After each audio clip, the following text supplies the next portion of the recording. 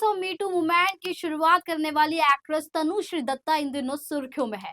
हाल ही में उन्होंने social media पर एक वीडियो जारी कर अपने साथ हैरेसमेंट होने की बात कही थी, जिसके बाद से तनुश्री लोगों का खूब अटेंशन ग्रैब कर रही है।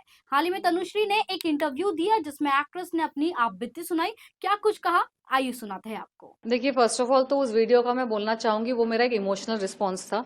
बहुत सारी घटनाएं घटी है मेरे साथ पिछले 5 साल में। मीटू के बाद अजीब अजीब घटनाएं, संदिग्ध चीजें मेरे आसपास होने लगी थी और मुझे थोड़ा वक्त लग गया समझने में भी कि ये हो रहा है। क्योंकि कभी कभार क्या होता है, जब अजीब अजीब चीजें होती है, जैसे लोग फॉलो कर रहे होते हैं, तो आप इमीडिएटली आप कंक्लूजन नहीं करते हैं कि हाँ गुंडे फॉलो कर रहे हैं। एक नॉर्मल शरीफ फैमिली से जो होता है ना, वो विश्वास नहीं करना चाहता है ऐसा स्टार्टिंग में कि मेरे साथ एक्चुअली ऐसा हो रहा है।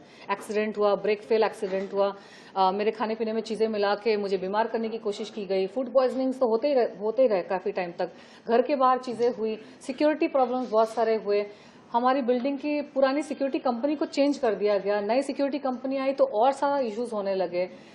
बहुत सारी चीजें हुई, इतनी सारी चीजें हुई है ना कि मैंने अपने आप को बहुत संयम से एकदम बैलेंस करके मेंटेन किया। क्योंकि मुझे इनिशियली तो मुझे समझ ही नहीं आया, तो मैं तो एकदम सुन्न हो गई कि मैं समझूं पहले मेरे साथ क्या हो रहा है, फिर मैं रिएक्ट करूंगी। और मैं आध्यात्म की राह में हूँ। मेरे आध्यात्म में हमारा जो मेडिटेशन का पाथ है ना, हमको ट्रेन किया जाता है कि चाहे आपके आसपास कुछ भी हो रहा है, आप स्थिर रहिए, रिस्पॉन्ड नॉट रिएक्ट। क्योंकि जो गुंडे होते हैं, बुरे लोग होते हैं, शैतानी आत्माएं होती है, शैतानी लोग होते हैं ना, जो आपको पकड़ के परेशान करना चाहते हैं, और वो इनडायरेक्टली परेशान करते हैं। आजकल डायरेक्टली आकर कोई कोई अंडरवर्ल्ड के गुंडे या लोग या कोई आपका अगर पर्सनल भी कोई दुश्मन होगा ना, वो हमेशा पीछे वार करेगा। आपने नोटिस किया, दुनिया नोटिस करे, आजकल कोई सामने से आकर वार नहीं करता है, वो पीछे से कांडी करेंगे, पीछे से कुछ खराब करेंगे आपका काम, ताकि आप मेंटली साइकोलॉजिकल टॉर्चर हो जाए, आप डिप्रेस हो जाए, या फिर आप परेशान होकर आप यहाँ भागे वहां भागे। तो मैं समझ गई थी कि मुझे वैसा करने की कोशिश की जा रही है। जैसे कि हमारे बॉलीवुड में 2 लोग विक्टिम्स हैं जिनके प्रति मेरी बहुत सहानुभूति है। एक है सुशांत सिंह राजपूत, उनके साथ तो अब सबको पता है बहुत बुरा हुआ है ना। उनको परेशान किया गया था, उनको अलग अलग तरीके से परेशान किया गया था। हाँ, उनको अलग अलग तरीके से परेशान किया गया था। तो मेरे साथ भी वही चीजें हो रही थी। फर्क इतना है कि वो चल बसे और मैं जिंदा हूँ, और मैं बयां कर पा रही हूँ कि मैंने कोरिलेट किया कि, क्योंकि सुशांत की जब डेथ हुई थी ना, तो मैंने बहुत ज्यादा ध्यान नहीं दिया था उनके, मैंने जो न्यूज में पढ़ा मैंने मान लिया। लेकिन जब मेरे साथ घटनाएं होने लगी ना, तो इनिशियली तो मैं एकदम सुन्न हो गई कि ये क्या हो रहा है, सच में हो रहा है कि मेरे मन का वहम है। उसके बाद मैंने ना फिर सुशांत का केस मेरे माइंड में आया, भगवान ने बात डाली कि तुम रिसर्च करो उसका केस। तो मैंने उसका पूरा आर्टिकल उसका सब कुछ, जो लोग कह रहे हैं, मीडिया के क्या कह रही हैं, उसके आसपास के लोग क्या कह रहे हैं, सीक्रेट फोरम्स में भी बहुत सारी बातें होती हैं, ऑनलाइन अनऑफिशियल फोरम्स में भी रूमर्स क्या है, सब मैंने पढ़ा। तो फिर मुझे लगा कि नहीं, इसके साथ गलत हुआ है सुशांत के साथ। तो वो मैंने कंसिडर किया। फिर एक और लड़की है पूजा मिश्रा करके, उसके साथ 15 साल से इस तरह की कोई घटना घट रही है, कुछ लोग उसको परेशान कर रहे हैं, जिसकी वजह से उसने अब थोड़ा सा अपना आपा खो दिया है। लेकिन वो वैसी नहीं थी। 15 साल पहले की उसकी वीडियोस देखो, उसका काम देखो, वो बहुत स्थिर लड़की है, इंटेलिजेंट लड़की है, अच्छे फैमिली से है, वेल स्पोकन है, अच्छी है वो, उसको इस हालत में कौन लेके आया? और वो उसके साथ क्या हुआ, वही हुआ। अलग अलग लोग उसको परेशान करते थे, अलग अलग जगह, अलग अलग वो भागती थी पुलिस के पास, यहाँ कंप्लेन करिए इसका, कितने तो पुलिस कंप्लेन उसने की है। लेकिन जब गिरोह बना के कोई आपको परेशान कर रहा है ना, तो इतने सारे 50 पुलिस कंप्लेन करके भी फायदा नहीं होता है, क्योंकि ये गिरोह है, गुंडे हैं, गुर्गे हैं। तो मैंने दोनों का मैंने देखा और मैं समझ गई कि ये लोग क्या करना चाहते हैं मेरे साथ। तो मैंने क्या किया, मैं बिल्कुल ही एकदम घोड़े को होता ना, घोड़े के ये फोकस में हो गई। और मैं महादेव की भक्त हूँ, मैं जाप करती हूँ, मैं हरे राम हरे कृष्णा का जाप करती हूँ, मैं हर हर महादेव का जाप करती हूँ। और मैं बचपन से मेरे धार्मिक फैमिली से हूँ। मैं वैसे थोड़ी सी मैं उड़ी हुई हूँ, तो मैं ग्लैमर फील्ड में आ गई क्योंकि मुझे मजा आता है, लेकिन मेरा बैकग्राउंड वैसा है। हम लोग बचपन में पूरी जगन्नाथ हम लोग साल में 2-3 बार जाया करते थे, तो वहाँ वो हमारे इष्ट हैं। काली माँ हमारी मेरी कुल देवी हैं। तो बचपन से एक मेरा जो आध्यात्म का ये है ना, वो जुड़ा हुआ है, मेरी आत्मा जुड़ी हुई है उस चीज से। और मेरे पिछले जन्म के भी प्रारब्ध हैं, मेरा कनेक्शन है। इस जन्म में भगवान ने मुझे डाला है मीडिया फील्ड में, ये मेरा कर्म कांड का, ये मेरा कर्म का फील्ड है। अंदर से मेरा अध्यात्म का जो फाउंडेशन है बहुत स्ट्रांग है। तो मैं स्टार्टिंग से ही, बचपन से ही ना मैं ज्यादा डिस्ट्रैक्ट नहीं होती चीजों से। चाहे बचपन में भी मुझे बहुत परेशान करते थे, बुली करते थे बच्चे, दूसरे बच्चे, ठीक है, क्योंकि मैं टॉपर थी, इंटेलिजेंट थी, सारे टीचर्स की फेवरेट थी, प्रिंसिपल की फेवरेट थी, क्लास में टॉपर, हर चीज में टॉपर। तो कुछ बच्चे मुझे परेशान करते थे, लेकिन मैं उनको भी इग्नोर करती थी।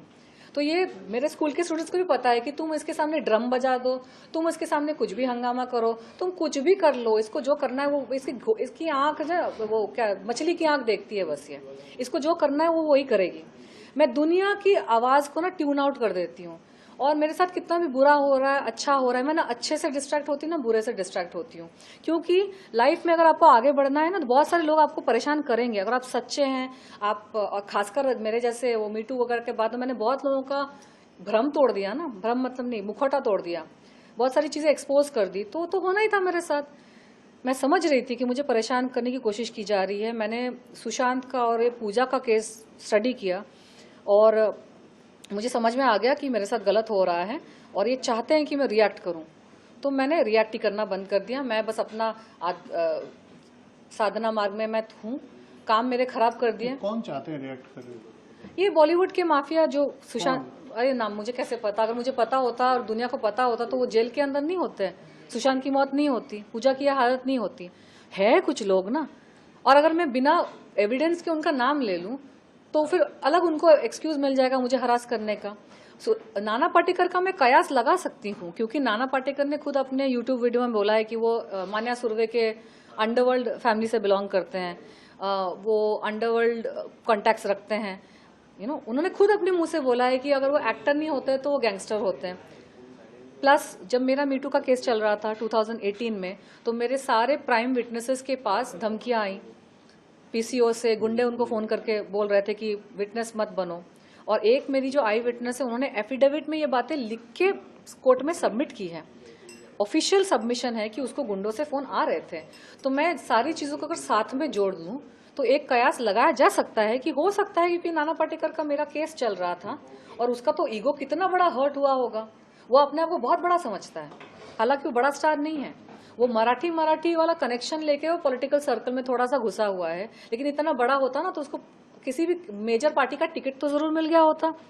सारी मेजर पार्टीज ने मुझे टिकट किसी ना किसी टाइम पे ऑफर किया, अभी भी ऑफर है, मैं नहीं ले रही हूँ, क्योंकि मैं आध्यात्म की राह में जुड़ी हूँ, मुझे उन सब पचड़ों में नहीं पड़ना है।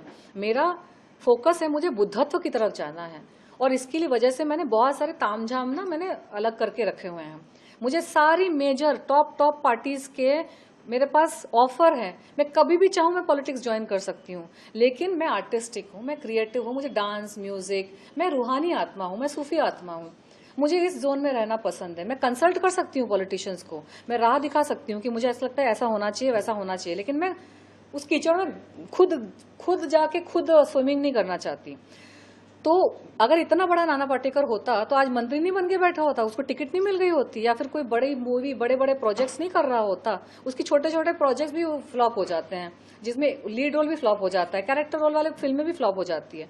उसका सिर्फ और सिर्फ ट्रम्प कार्ड ये है कि वो मराठी स्पीकिंग है, वो लोकल है, और उसके पास वक्त ज्यादा था क्योंकि वो बूढ़ा है और इस इंडस्ट्री में काफी टाइम से है, और उसने फोकस किया है पॉलिटिशियंस के साथ उठने बैठने का, तो उसका थोड़ा सा सर्कल बन गया है, जिसकी वजह से जस्टिस में भी बहुत रुकावट आई। तो ये सारी चीजें, अच्छा अगर आप इस सर्कल में घूम रहे हैं और पुलिस के पास आपकी ही कंप्लेंट गई है, तो पुलिस का सॉफ्ट कॉर्नर कहाँ पे होगा, है ना। लॉजिक के हिसाब से मैं एक कयास लगा रही हूँ कि हो सकता है कि क्योंकि यही मेरा दुश्मन है तो हो सकता है यही करवा रहा है, लेकिन उसके अलावा मुझे ये भी शक है कि वो अकेला नहीं भी हो सकता है। उसके साथ साथ बॉलीवुड के जो माफिया लोग हैं ना, जो लोग हैं जो मीटू से बिल्कुल ही दिक्कत में हैं, क्योंकि उनके भी काली करतूतें हैं, उनके भी हरकतें हैं, जो कोई भी लड़की आके बोल सकती है ना मेरे से इंस्पायर होके। तो मुझे दबा के रखना, मुझे खत्म करने में एक बहुत बड़ा मैसेज जाता है उन लड़कियों को, सभी लड़कियों को जिनके साथ शोषण हो रहा है या फिर हुआ है पास्ट में, कि चुप रहो और तनुश्री दत्ता जैसा हाल करेंगे। मैंने आपकी बात बहुत इंडस्ट्री में किसी से मदद मांगी, इंडस्ट्री से आपको मेरे कोई दोस्त नहीं है, और स्पेशली ये जब मेरे साथ घटनाएं शुरू हुई ना, तो बच्चे कुछ जो मेरे कॉन्टेक्ट्स थे वो भी गायब हो गए। क्योंकि दुनिया की रूल ही ऐसी है कि कोई जब परेशानी से गुजर रहा होता है ना, जब उसको सबसे ज्यादा जरूरत पड़ती है, तभी लोग गायब हो जाते हैं। मैं एक बात बताऊं, ये जो मेरे रोने वाला वीडियो आया ना, ये तो एक्चुअली मेरा 5 साल का फ्रस्ट्रेशन साथ में निकल गया, क्योंकि जो एक सिक्योरिटी इशू हुआ था 2 दिन पहले, वो सिक्योरिटी इशू माइनर था, लेकिन ये रिस्पॉन्स जो मेरा निकला वो मुझे थोड़ा सा क्लैरिफाई करना चाहिए था शायद। इसी से जुड़ा हुआ ये सवाल है। लेकिन इंडस्ट्री की बात सुने, मैंने वैसा वीडियो 2-3 साल पहले भी डाला था। मैंने वैसा वीडियो 2-3 साल पहले भी डाला था, लेकिन उसका कोई रिस्पॉन्स नहीं आया। एंड बहुत सारे लोग जो मेरे साथ टच में थे, जो मेरे साथ काम करना चाहते थे, जब मेरे साथ ये चीजें होनी शुरू हुई ना, प्रॉब्लम्स होनी शुरू हुई, सबने किनारा कर दिया। इतना ही नहीं, मेरे खुद के परिवार के कुछ लोग हैं जिन्होंने, जब मेरे प्रॉब्लम्स शुरू हो गए ना, और मतलब देखिए जब किसी के साथ प्रॉब्लम हो रही है ना, तो वो एकदम परफेक्ट, एकदम ग्लैमरस मिस इंडिया जैसे बिहेव नहीं करेगी, वो रोएगी। वो उसका थोड़ा सा तो मेंटल बैलेंस गड़बड़ाएगा। उसका मतलब ये नहीं कि मैं सुसाइड कर लूंगी, इसका मतलब ये नहीं कि मैं मर जाऊंगी। आखिरी सवाल में से सिर्फ ये आपसे कि सोशल मीडिया पे जो आपने खुद बोला फ्रस्ट्रेशन था, वीडियो डाला, बहुत सारे लोग बोल रहे हैं कि वो ड्रामा कर रही है, वो नाटक कर रही है, इसके बारे में आपका क्या? ये बोलने वाले तो बहुत कुछ बोलते हैं। उन्होंने ये 2008 में भी बोला था ड्रामा कर रही है, 2018 में भी बोला था, और अभी ये है कौन लोग? ये है कौन लोग? आप उनसे पूछिए ना, जो मेरे साथ काम कर चुके हैं, जो मेरा कैरेक्टर जानते हैं। और दूसरी चीज, अगर मुझे ड्रामा करना है ना, तो मैं थोड़े कम कपड़े पहनकर वीडियो रील्स बना दूंगी, थोड़े और कपड़े कम पहनकर फोटोशूट कर लूंगी। एक लड़की के लिए अटेंशन प्राप्त करना, और मैं तो रह चुकी हूँ मिस इंडिया ग्लैमरस में, आशिक बना कर चुकी हूँ। मैं तो खुद फेमस रह चुकी हूँ। मैं तो टीचर हूँ इन सब चीजों की, कैसे वायरल होना है।